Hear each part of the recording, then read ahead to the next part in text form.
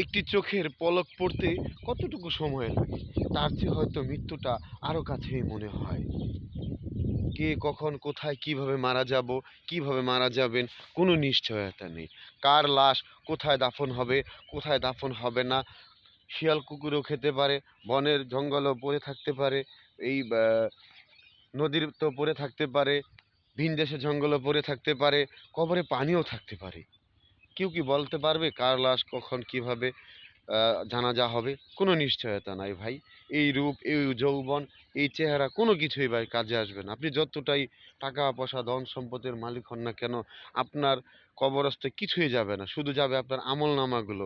অনেক কবরেই দেখেছি ভাই পানি ওঠে, অনেক কবরে দেখেছি কলার বেউলা দিয়ে, হ্যাঁ, তাকে দাফন কাফনের জন্য বালু দিয়ে তাকে গোরস্থান করার জন্য ভাই, হ্যাঁ, সে এক সময়ের এলাকার প্রভাবশালী মানুষ ছিল, তার ভয়ে ভাই এলাকার কেউ 30 সীমানা যেতে পারতো না, বলতো এই 30 সীমানা আমার, কেউ আসবে না। আজকে সে ভাই কবরে শূন্য হাতে পড়ে আছে, শুধু তার আমল নামাটুকু হয়তো পেয়েছে। অনেকেই দেখেছি যে তার ছেলে সন্তানরা 1 টাকাও মসজিদে দান খয়রাত করে না, তার নামে কোনো মিল্লাত নাই, তার নামে কোনো আল্লাহর রাস্তায় মাপ চাওয়া নাই, শুধু অহংকারের পতন। মানে এটাই দেখেছি ভাই। হ্যাঁ, যে একটা জিনিস চিন্তা করি যে চোখ বুঝলে আপনাকে আমাকে দাফন কাফন করতে কতটুকু সময় লাগবে ভাই? সর্বোচ্চ 2 ঘন্টা 3 ঘন্টা, এর বেশি সময় রাখবে না ভাই। এটাই চিরন্তন সত্য কথা, যে যাই বলেন না কেন। একটা সময় চোখ বুঝতে দেরি ভাই, আপনি সোনার পালঙ্কে ঘুমান আর 10 তলা বাড়িতে ঘুমান, আর এই পৃথিবীর যত কোটি টাকার মালিক হন না কেন আপনি, আপনাকে সাথে সাথে দাফনের জন্য ব্যস্ত হয়ে পড়বে। কেউ বাঁশ কাটতে যাবে, হ্যাঁ, কেউ কাফনের কাপড় কিনতে যাবে, হ্যাঁ, কেউ কবর খুঁড়তে যাবে ভাই, কেউ মাইকিং করতে যাবে, হুম, আহ, আপনার জানাজার নামাজের টাইম বলে দিবে, আপনার বন্ধু বান্ধব এসে, হ্যাঁ, আপনাকে এক নজর দেখবে, অনেকেই দেখবে না। অনেক ব্যস্ততার মাঝখানেও দেখবেন দু একজন আসবে না, অনেকে এসে চলে যাবে, হ্যাঁ, কেউ মোবাইল টিপবে, অনেকে ভালো বলবে, অনেকে আপনার স্মৃতিচারণ করবে, জানা যায় দাঁড়িয়ে আপনার আমার আমলনামার কথা বলবে, মাপ মুক্তি চাবে। হ্যাঁ, এটাই পৃথিবীর নিয়ম ভাই।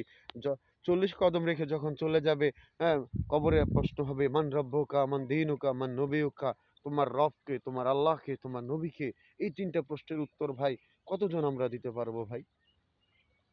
আমরা সবাই রূপচর্চা নিয়ে ব্যস্ত, আমরা সবাই এই দুনিয়া ভাগ বটরা নিয়ে ব্যস্ত, আমরা এই সবাই রঙ্গলালা নিয়ে ব্যস্ত ভাই।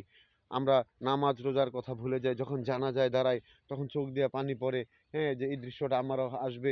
এরপরেই যখন আমরা অন্য জগতে যাই, তখন আমাদের এই দৃশ্যটা আর মনে থাকে না ভাই। আমরা ব্যস্ত থাকি বিভিন্ন কাজকর্ম ধান্দা ফিকিরি নিয়ে ভাই। সূর্যটাও বলে দেয় যে আমি চলে যাই, আবার আসতে হবে।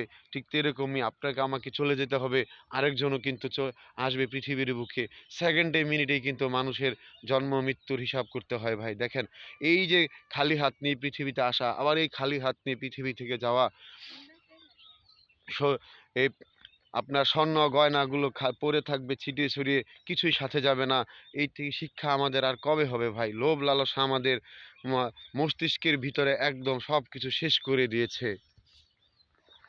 যখন আপনার প্রিয় মানুষটা, আপনার প্রিয় সন্তান, আপনার প্রিয় বাবা, আপনার আর ঘরের বউ একটা সময় আপনাকে ছেড়ে চলে অন্য কারো কাছে বিয়ে বসবে, এটাই পৃথিবীর চিরন্তন বাস্তব কথা ভাই। সাদের বউ যাবে না, সাদের মাও যাবে না, সাদের বাবাও যাবে না। মা হয়তো কাঁদবে 40 দিন 1 বছর, এরপরে ভাই বোন সম্পত্তি নিয়ে বাঘ বড়টা ব্যস্ত হয়ে যাবে। আপনি লিখে রাখেন, আমার কথাগুলো খারাপ লাগবে, ভাইরালের দরকার নাই ভাই, আমার মনে হয়েছে কথাগুলো শেয়ার করা, তাই আমি শেয়ার করলাম। আপনি মারা যাওয়ার ঘন্টা তিনেক পরে ঘরে ঢুকে সবাই দলিল খুঁজবে, টাকা খুঁজবে, পয়সা খুঁজবে, ব্যাংক ব্যালেন্স খুঁজবে, আপনি আমি কি রেখে গিয়েছি, কি রেখে যাচ্ছি। 40 দিনের দিন তারা কত হাজার লোক খাওয়াবে, কতশো লোক খাওয়াবে, হ্যাঁ, তাদের জায়গা খালি জায়গা বাউন্ডারি দিবে, হ্যাঁ, তা মা বাবাকে ভিন্ন করবে, ভাই বোনকে ভিন্ন করবে, বউ বাচ্চাকে ভিন্ন করবে। অনেক ইতিহাস দেখেছি ভাই।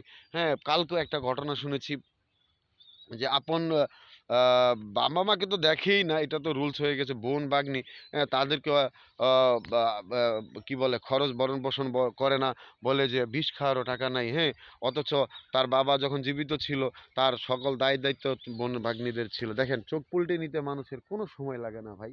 এই যে বিশাল দুনিয়া দেখতে পাচ্ছেন, সব কিছু ছেড়ে আপনাকে হয়তো এই এরকম একটা কবর জায়গা আপনার কবর হতে পারে, ওই নদীর ওই পারে এরম একটা কবর আপনার জায়গা কবর হতে পারে। পানি তো অনেকে ভাসিয়ে দেয় ভাই। হ্যাঁ, লাশ দাফনের মানুষ পাওয়া যায় না অনেকটা সময়। করোনার মাঝখানেও দেখেছি আমি নিজের হাতে অনেককে দাফন কাফন করেছি। হ্যাঁ, আত্মীয়-স্বজন, বন্ধু-বান্ধব কেউ কাউরে ধরতে চায় নাই ভাই। আমিও আমার বা মরার কথা চিন্তা না করে তাকে দাফন কাফনের জন্য আমি চেষ্টা করেছি।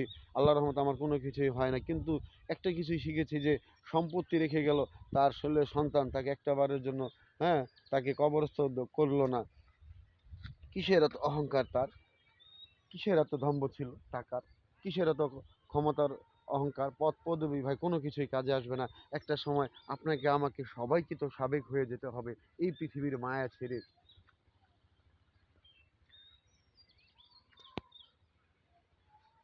আপনি ব্যাংক ব্যালেন্সের মালিকই হন, আর আপনি বিলিয়ন হন আর ট্রিলিয়নই হন, কোনো কিছুই কাজে আসবে না। ১ সেকেন্ডের সময় নাই ভাই। চোখের পলকে মানুষের মৃত্যু, চোখের পলকে মানুষ নাই হয়ে যায় ভাই। মাইকিংটা কখন হবে, কখন জানাজার নামাজ হবে, কখন আ আ দাফন কাফনের ব্যবস্থা হবে, মানুষ ছোড়াছুটি করবে, হ্যাঁ? এইটাই চিরন্তন বাস্তব কথা ভাই। আমরা দেখতেছি, জানতেছি, শিখতেছি ভাই। হুম? এই পৃথিবীর মানুষগুলো সবচেয়ে বড় স্বার্থপর। তারাই আমাদেরকে শিখায়।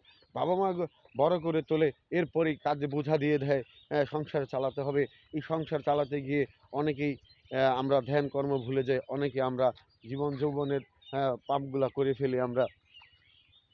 জানাশোনা বন্ধু-বান্ধবের পাল্লায় পড়ে পাপ, চোখের পাপ, হাতের পাপ, মুখের পাপ, হ্যাঁ? ফো মানে বিভিন্ন ধরনের পাপ কত আমাদের লিপ্ত ভাই। আল্লাহ মাফ করুক।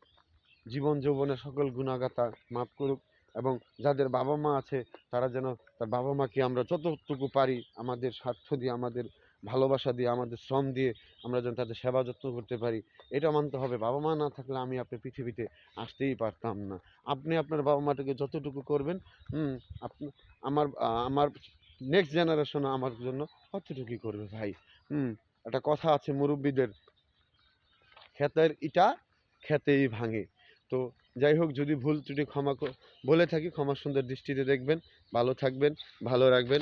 আল্লাহ হাফেজ। আসসালামু আলাইকুম।